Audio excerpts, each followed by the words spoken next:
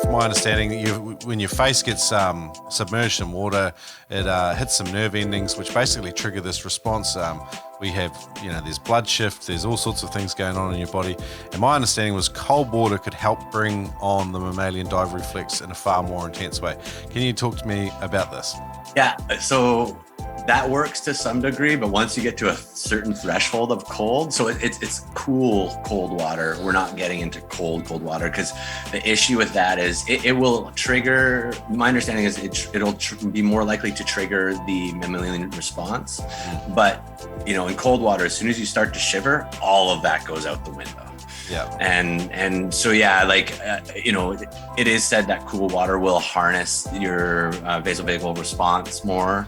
But bradycardia, lowering of the heart rate and all that sort of stuff. Yeah. So bradycardia, and it's primarily bradycardia that will assist with.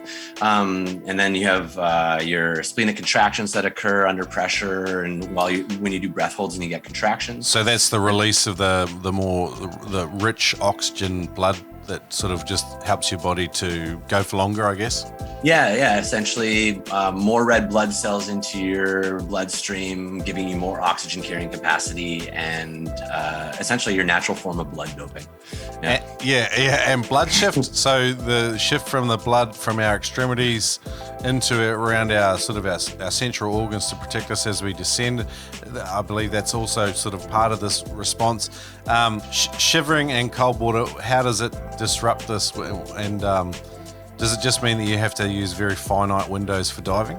Yeah, so a lot of it comes down to staying warm.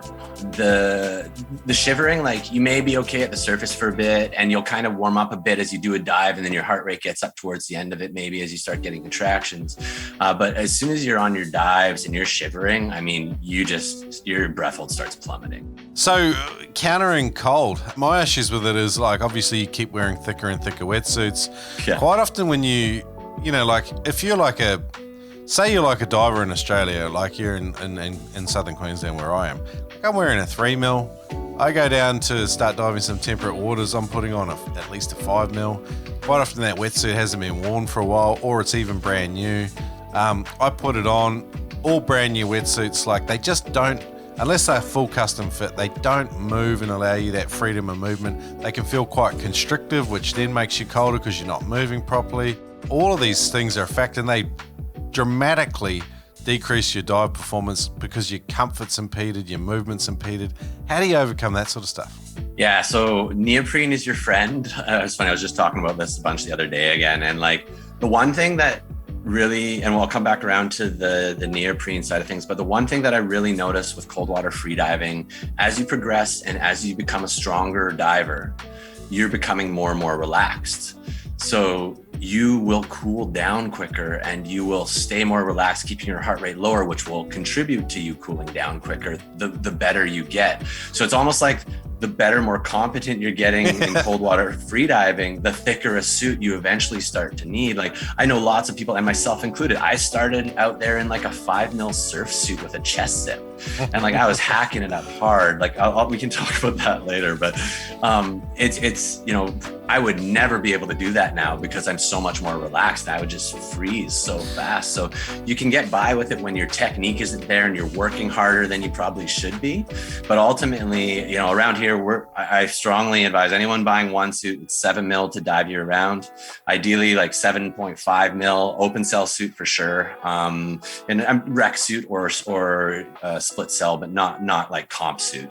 That's the other thing actually with cold water. If you go full comp suit, they're prone to tearing, right? And having a blown wetsuit in our cold water, you can't just milk it and sustain through the day, right? She's hypothermia city. Yeah, so thick neoprene, but flexible as well.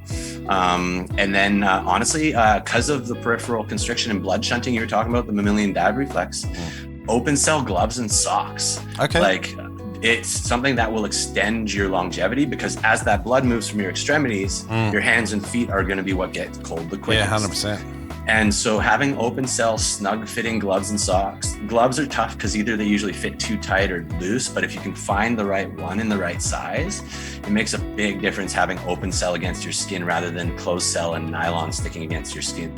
For myself, freediving or spearfishing or whatever you're doing, cold water when people are starting out, I think it's really important to utilize visibility techniques to be visible to your buddy at the surface. We got cold water usually brings darker green waters, so diving with a float and float line attached to whatever you're using, whether you're spearfishing, pole spearing, or even just attach a lead shot to the end of that line.